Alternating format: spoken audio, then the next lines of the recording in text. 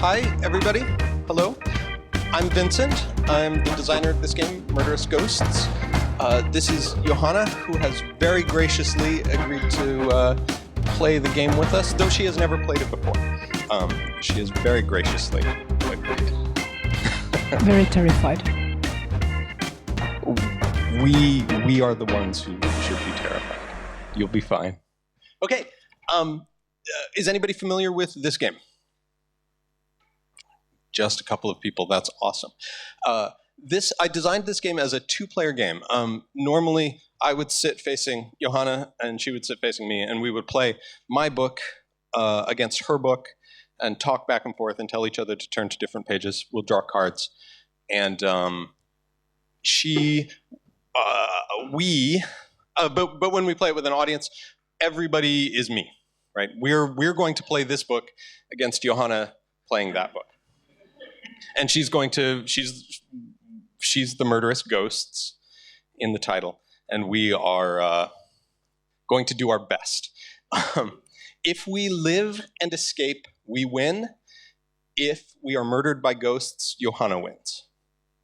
So that's the game. I hope everybody's ready. So what we'll do is this book will call for us to make some decisions about what our character does, and who our character is, and what our character thinks and is afraid of. And sometimes I'll call for a vote like this, and sometimes I will ask the person I'm standing next to, and you'll just make something up. You'll just make a decision if I'm standing next to you. And I think we'll begin. Okay, no, I'm first. Should I be on page 1? I haven't read this book or anything. Like I know as little as you do. 10 minutes ago, I said, Johanna, would you please play this game with me? And she said, yes. So we're extremely grateful. I'm on this page.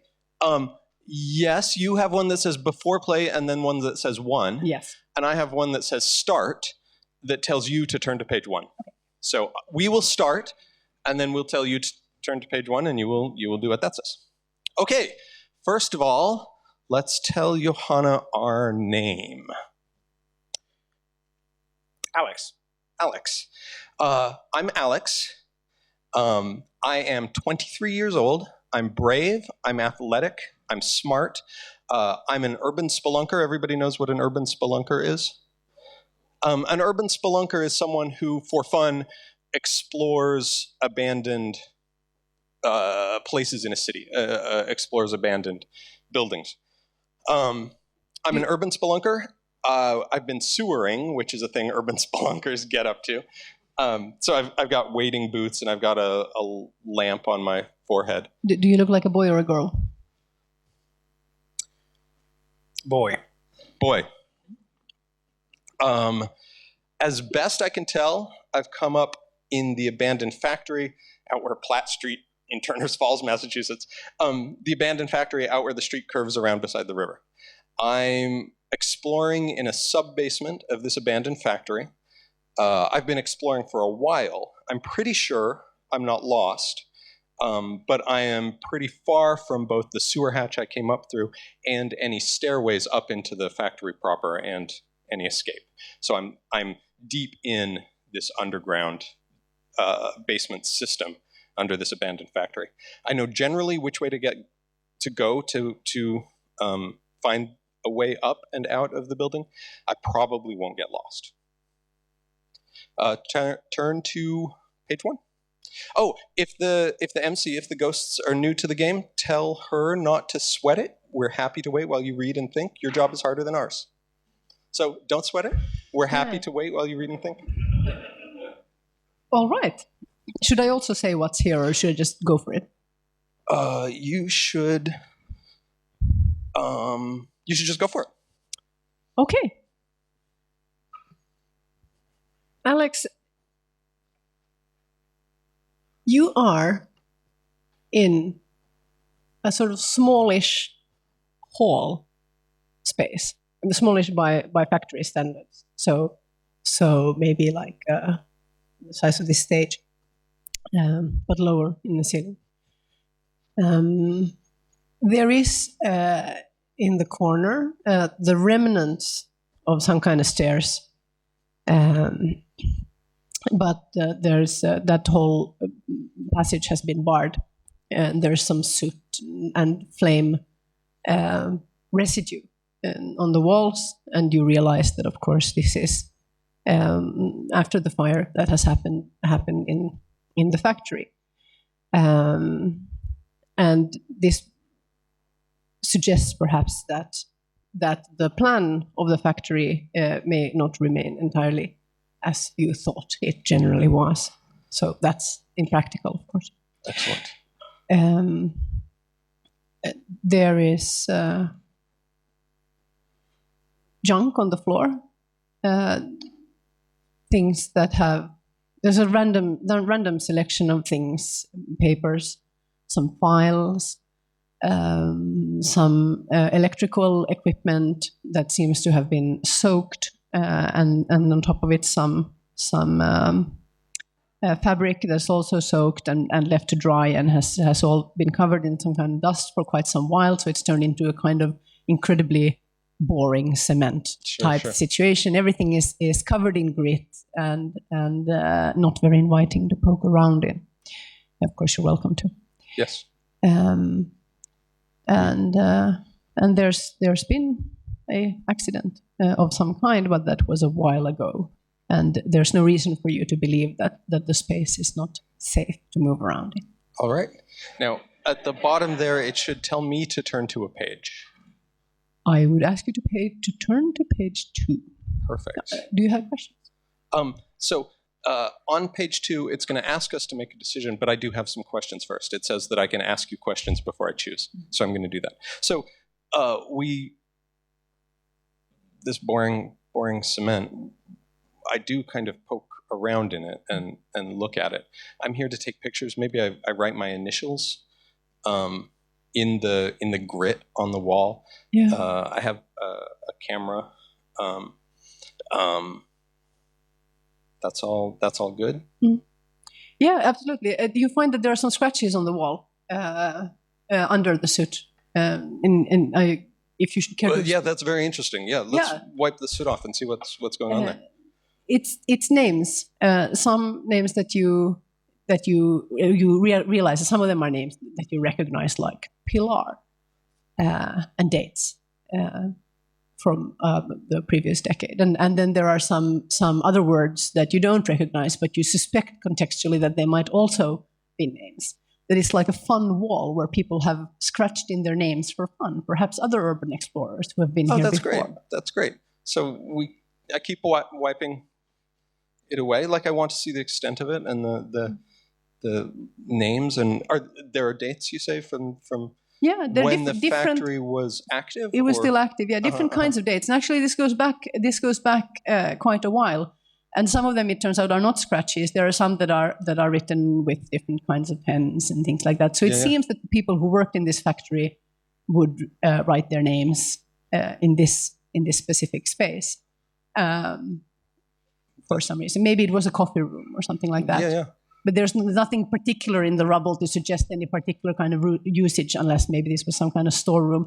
But you know what it's like in these kind of factory places, especially like you come down the stairs and then there's a space that you don't use for anything. All kinds of junk just ends up there. Yeah. But maybe there were some chairs and tables there once. It's difficult to say. There's some molten plastic in the corner and things like that. Well, let's, if it's okay with us, let's not add our name. This was something that the factory workers did. So maybe just take some photographs. It's really interesting. And then move on. So you said there were stairs. Is that the way out of this room? That's not the way out. So there are some that's definitely blocked.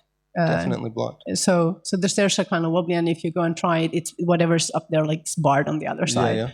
So that may just be under rubble. So of course, that's super exciting. So you need to go some of the other two ways. I guess one you came from, which would be the sewers. Well, I'm pretty far from the sewers. Okay, then you just came from that direction where you came from. Then maybe would you like to continue in the other direction? No, we'll go the other direction. Yeah. Let's do that. Let's do that. So we walk along into the next room. Now, you should turn to page 5, I believe. because we are moving into a new space. Is that true? Definitely so. Definitely. This is how close we are to escape. Escape. Yes. Yeah. Okay, I can see the. Yeah. Once we have all 4 suits, hearts, spades, clubs, diamonds, we escape. So if we're moving into a new space, but the number is irrelevant. The numbers are irrelevant. Okay. So now we have a diamond. Okay. And I'm supposed to have a card over here as well. Okay. Do I need to know what that card is?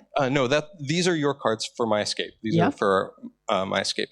And these are for what will happen if we encounter any ghosts. Okay. And I turn to page 5. I believe it's page 5. It should say we're moving to a new space. Might be 3.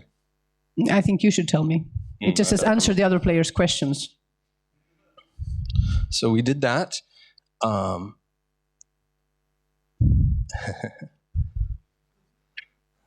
Okay, I just turned to the next page. Yeah. Let's go to 3. This is what we've been doing. Okay. And I've left and gone to another space, so now we turn to page 5. Okay, cool.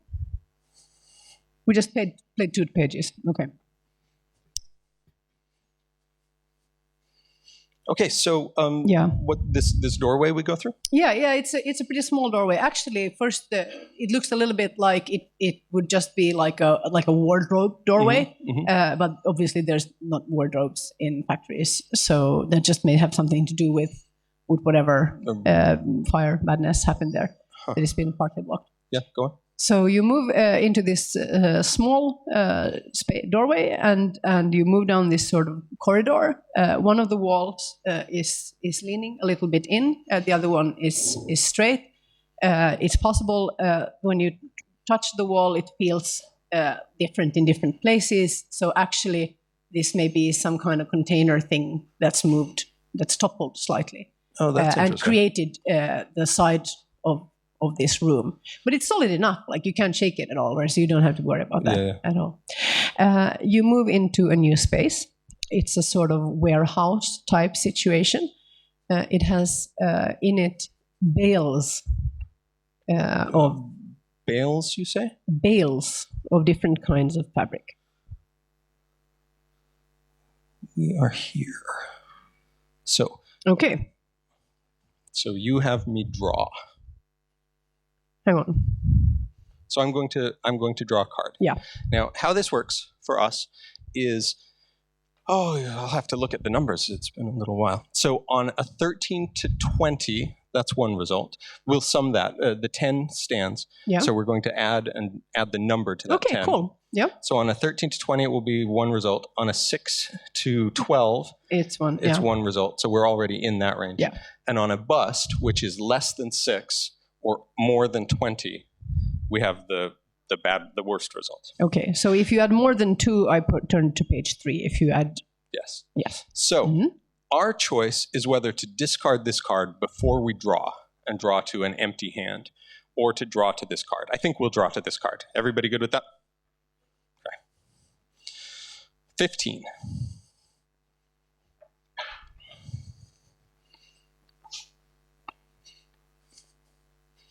What do you choose to do? What do I choose to do? Yeah, I'm turning to page 3. Let me come look.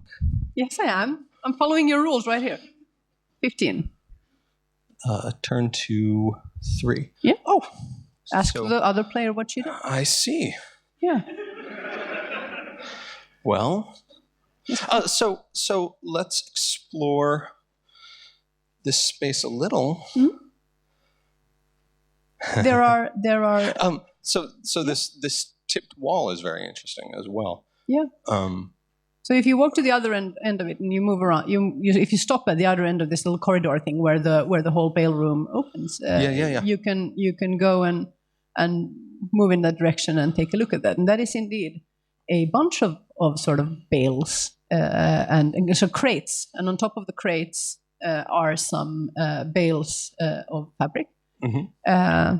And that whole section of crates has been tipped a little bit, and it just strikes the wall somewhere. So in fact, that whole thing that looked like a corridor is part of a much larger room. Oh, so we're in a much larger room with this sort of corridor that has created. Oh, that's interesting. And in the rest of the larger room, is boxes and crates. I mean, again, by larger room, I mean larger than the previous one. Sure. So that would be maybe perhaps 2/3 of this auditorium if this was a flat space. All right. It's pretty dark. You can't see I have all just that this far. little headlight that I'm looking around. You probably have a reasonably good range. It would seem that the wall is about maybe 20 meters farther off, but that could also be an illusion because of the things that are stacked in not in lines. There seem to be randomly stacked in the space. Interesting. So let's walk around these bales and see what's happened. This is taking photographs as we go. What do we find? Well, it's quite strange because if you want to think about what this room might have been used for, it doesn't seem to make a lot of sense. It seems to be that kind of storeroom with things that you would actually sell. And in fact, there are bunches of fabric that you can find in some places where the crates have been open. Cheap-looking fabric, mostly. Okay. Sportswear type things, but it isn't actually clothes. It's just the kind of stuff that you would make like T-shirts out of. Yeah. Jersey. Pink bales of cheap fabric with a layer of dust on top. And it seems that the crates have been placed in the room willy-nilly. It makes no sense at all, the placement. That's interesting. Apart from the one that has been toppled. And there you can see, when you go and look at it, quite clearly that there are some very strong marks on it, that somebody has really attempted to topple it on purpose at some point. Here.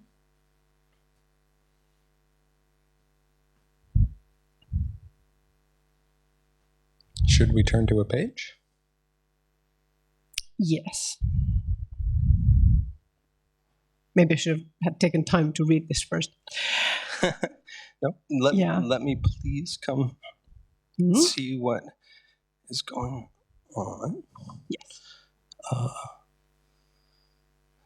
I think we've done this. Do you think so? Sure, okay. I'm pretty sure we should come in right here. Don't you think?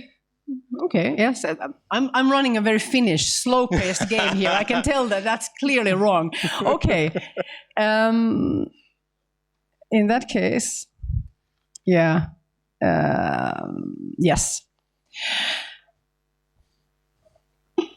Because if you allow us to escape, we surely will.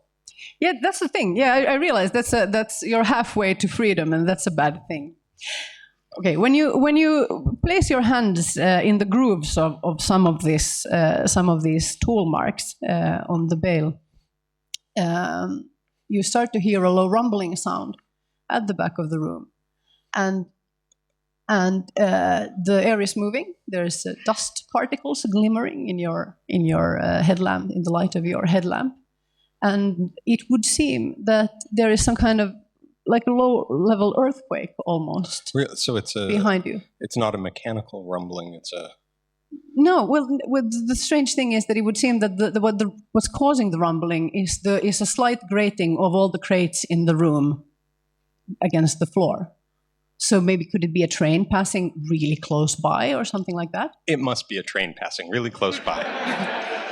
That must be. Does it? So we stand still, yes, and wait for the train to pass by?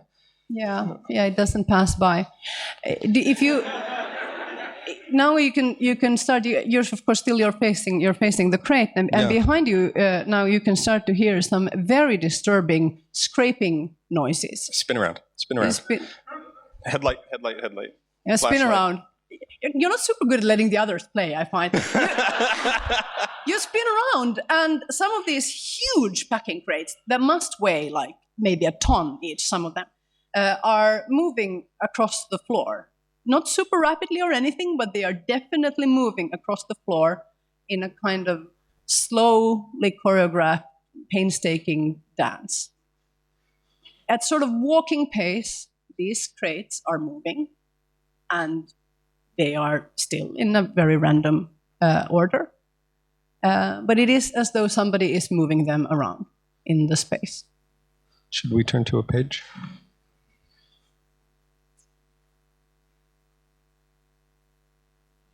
No. What would you like to do? No, no, that's fine. That's good. Yeah. That's good. No, What should we do? Look for an exit? Oh. Climb up the box and right with it. Yeah. All right. Who thinks we should climb on top of one of the boxes and see what happens? The only box that's not moving is the one you're touching right now. Yeah.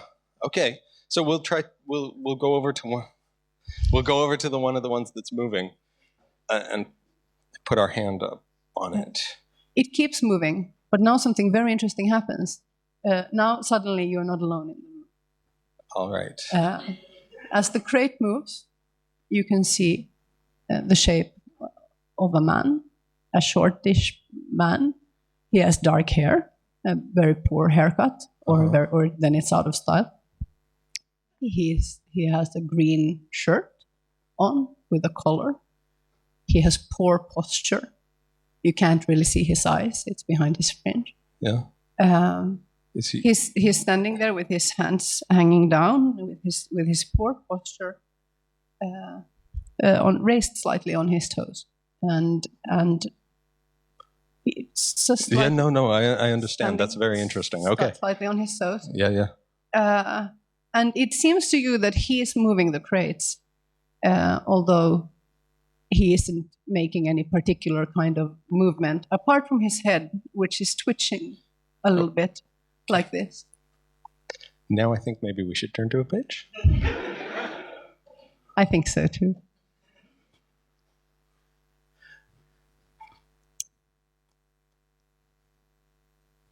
My guess is page 4. I think you should turn to page 4. Yes, perfect. What do we most hope this person does not do? Do we most hope this person doesn't look at us? Hands. Do we most hope this? I'll read them all and then we'll choose. Therefore, look at me, reach out to me, speak, or stop still. Which do we most hope it won't do? Look at me. Okay. Reach out to me. Oh, that's tough. Speak.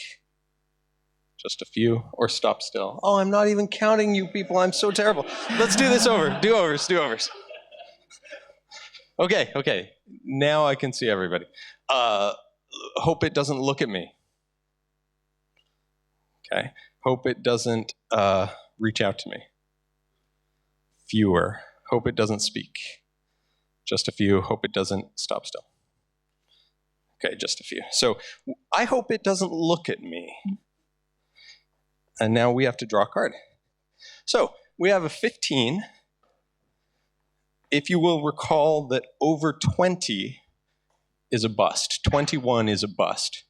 Shall we discard our hand and draw to an empty hand, or shall we risk it? Who thinks we should discard? Good. That's what would... 11. On an 11, it does one of the others. Who thinks it reaches out to us? Who thinks it speaks? Pretty sure that's our winner. It speaks. So I tell you that it speaks, and I tell you to turn to 15 and choose option B, which is to say I tell you that it speaks. Okay.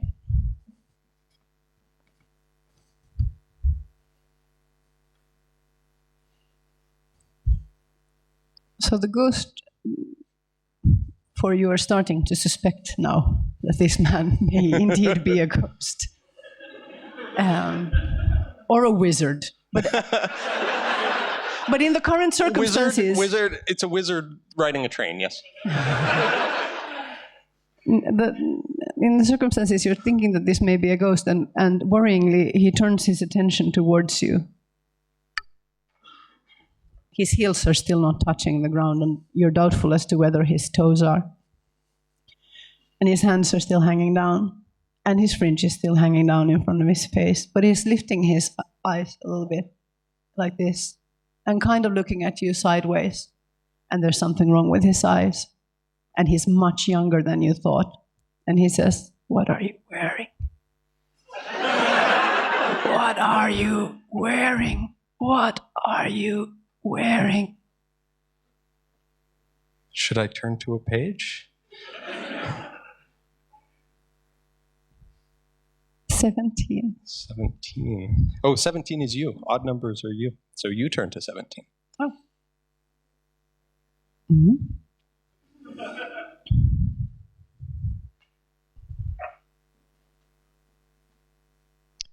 Okay. Then in that case, I think maybe turn to... Oh, hang on. So it approaches you now. Okay. We're backing away. Who's backing away? Thank you. The ghost. And as he's not exactly floating, because the toes are still scratching towards the uneven floor, but he's almost floating towards you, dragging his toes. When I'm moving the crates and boxes out of his way with little twitches of his head, it says, "What are you wearing? Where is this? Where is this? Where are you? Where are you?" He's threatening you with something. Should I turn to a page? You should turn to page 10. Page 10. Oh. Ask the Master of Ceremonies what the ghost is capable of doing to me. What is this ghost capable of doing to me? This ghost can control all the exits of this room with these crates. That's for sure. It's pretty clear that this ghost can also, Alex, crush you with these crates. Okay. I think this ghost can lift you from the floor. Okay. And I think this ghost can find out things about your life by asking you questions and making you answer. Okay. Should he so choose? I have to draw a card. Mm-hmm. We have a jack showing. Should we draw? And should we discard? Just a couple of people. Okay, so if this is a 10 or a face card, we bust.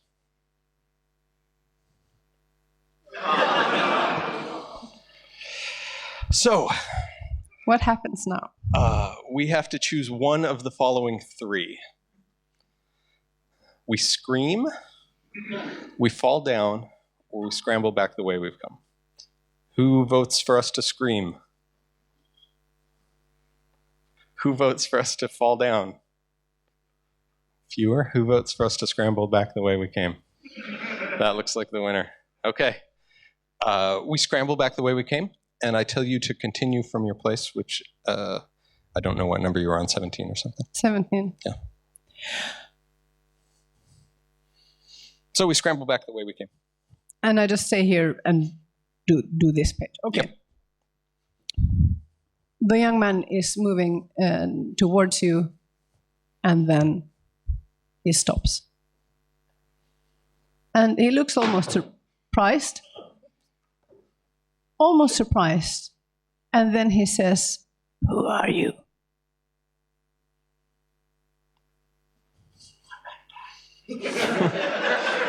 Should we answer? Okay. I'm Alex. I'm Alex. Who are you? Who are you?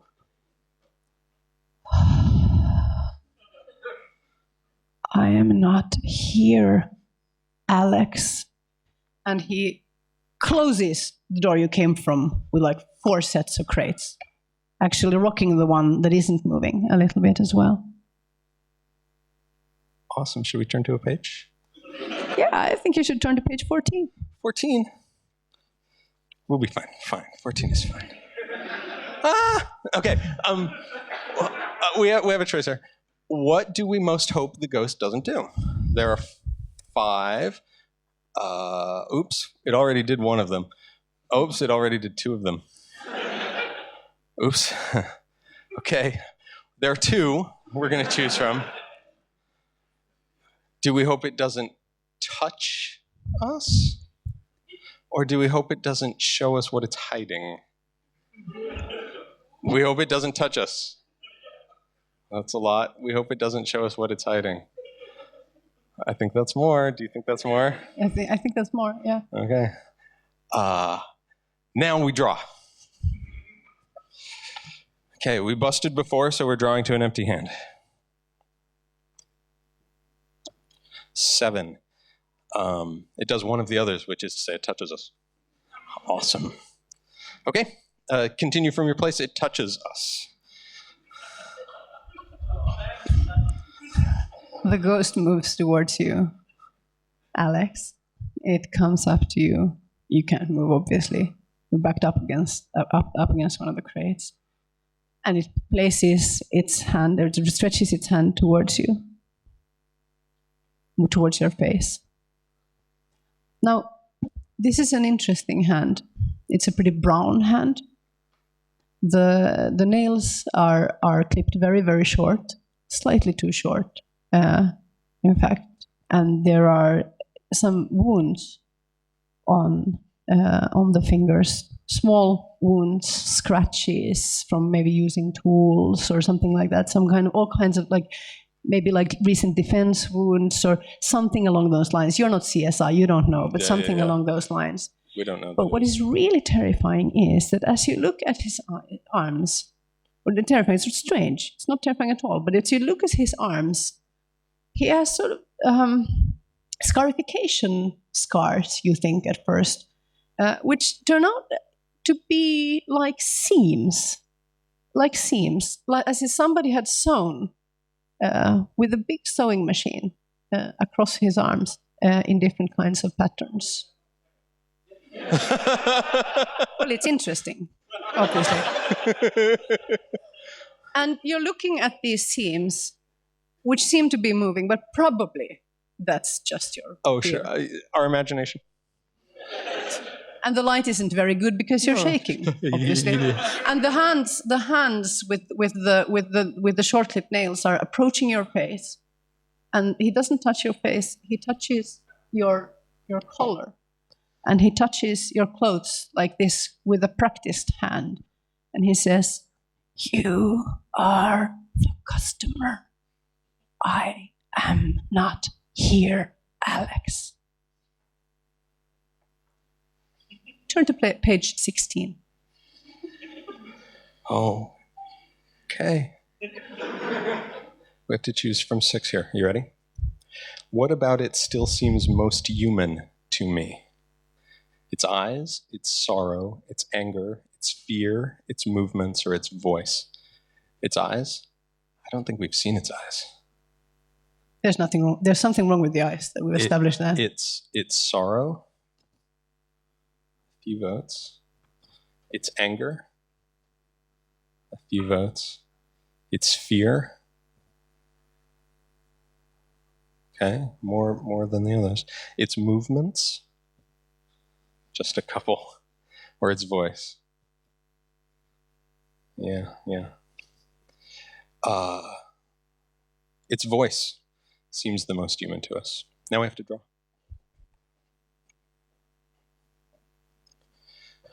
Let's see, we have a 7 showing. I think we should draw to this hand.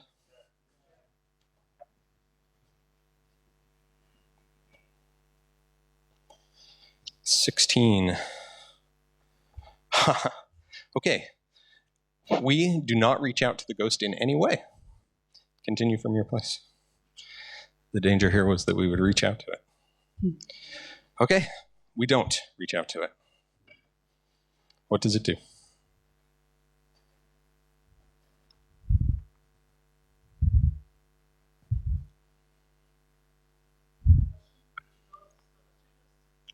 Yeah. Yeah, but not your skin. Just our clothing. Your clothing. The the touch on the collar is quite light, but the ghost now takes a grip, a firm grip, a very solid, very human grip on your shirt and twists around like this, getting a bunch of it in his hands, constricting. Yeah. Just slightly constricting, Drawing pulling us slightly toward it. Yeah. Toward it. But you're not floating; you're still there. And but it's really strong. We can't go backwards, like you've already established. No. Okay. The crates in the room are not moving; they're vibrating, but they're not dancing anymore. But now some of them seem to be opening, and there are just a little, and there is a burst of dust from these crates, and these wreaths of. First, you think maybe fog, and it's strange, it can't be fog, but these sort of wreaths of well, it turns out it's fabric. Fabric is coming out of the crates. Some of these bales of fabric are unraveling themselves, and it could be in another context, like the openings of an Olympic Games or something like that. This might be quite beautiful, in fact. All of these cheap fabrics with all of their cheap colors and patterns under this layer of dust, which makes them slightly less tacky, is sort of flowing out of all of these crates in this room and moving towards you in a sort of sad and maybe regal, threatening, but regal dance. And it makes you think of distant lands, and it makes you think of Bali. And you know, you've traveled, you've seen places. It makes you think of places like that. Sure.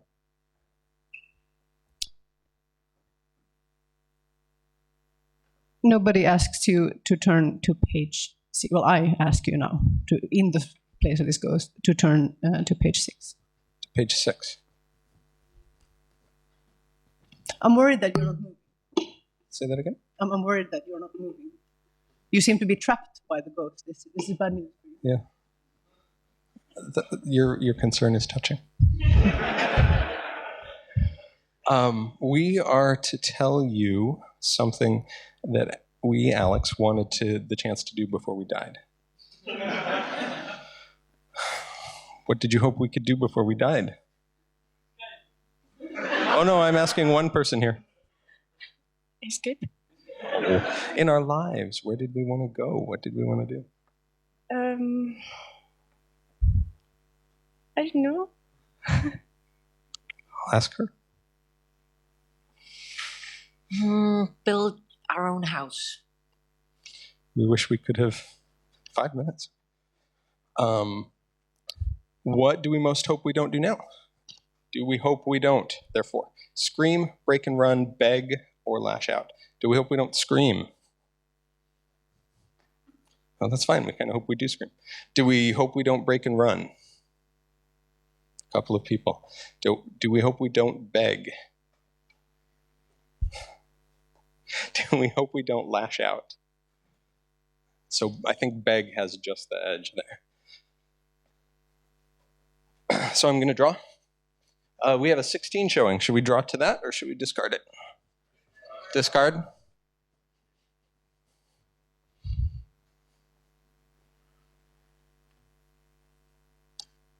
Eight. At least we don't do that. Instead, choose. There are 3. We edge away, we babble or whimper, or we pray. We edge away. Couple, yeah. We babble or whimper. That looked like fewer. We pray. Very few. We aren't prayers. Did you tell me about the thing you wanted to do in your life? We would like to have built a house before we died. Instead, we edge away. Continue from your place. So we're cornered. He's holding us. So it's barely edging away at all. We're just trying to get away from his. Yeah, you're moving. I'm assuming to the left. that is Beautiful. towards the toppled crate, and the young man looks at you, and it's difficult, even under the circumstances, not to think of him as a young man. Mm-hmm. And he looks at you with his not quite right eyes, always sideways. And there's something wrong with those eyes. There's some kind of white film on these eyes. And the brown bit, the seeing eye bit, is always just slightly too far to the edge from where it shouldn't. I mean, the eye can go upright, but it can't go sideways into the head. And it's always slightly sideways into the head. And that doesn't feel right to you, Alex. But he's looking at you with his sideways eyes. And he says, "Oh." And then he raises his arm. And a bunch of crates fly towards you.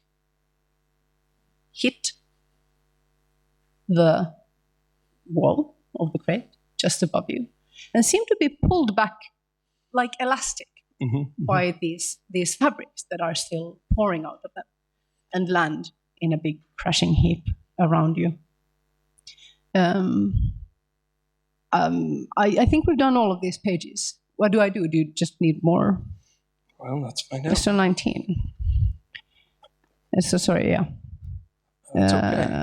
Here we are. They're What numbers are we doing still- here? So at some point, We did that. have we done this? And 36, this, please. 36. And there's also...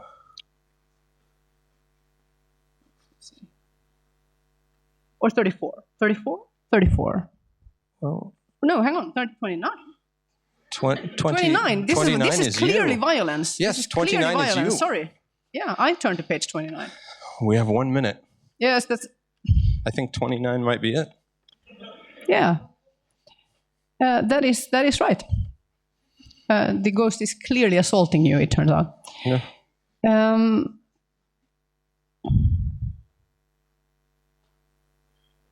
Yeah. You may have already told us. Yes. So all the rubble is falling down around you.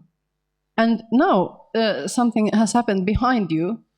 The crate that hadn't originally moved it still has not moved. Yeah. But there is now a sort of crack, a pretty big crack in the wall, pretty big hole in the wall of this toppled crate, which because of the hits from the others. Yeah. And should you choose to, you can take a peek in there. Let's do that. Let's see that. Yeah. Yeah. It ain't. Yes. Yeah. It ain't pretty. It's, you always thought that when people die, they just sort of disappear and rot, and what you're left with, certainly after all this time, would be skeletons. But apparently that doesn't exactly happen if people die in an airtight container. So what you see is a bunch of people who look a little bit like nobody. And they're not ghosts or anything, and you're grateful for that. But they're definitely dead and pretty small. And there's at least 8 of them, probably more. And behind you, there's a very, very enraged young man saying, "Home." And you can feel all this fabric moving towards you, padding you, and pressing you and stopping you from attempting you to stop you from moving. And it would seem that you will not be allowed to leave. Now, I have a thing at the bottom of my page which says, if I've had enough and I'm ready to stop playing, turn to page 48. So since we're out of time, I've had enough and I'm ready to stop playing, and I'm going to turn to page 48. Everybody okay? I wake up safe in my own bed.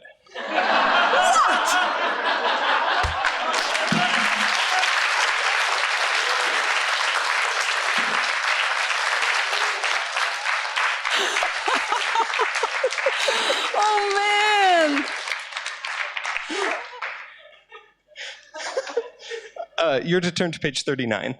I stood to page 39. Hang on. You can read it out loud if you like.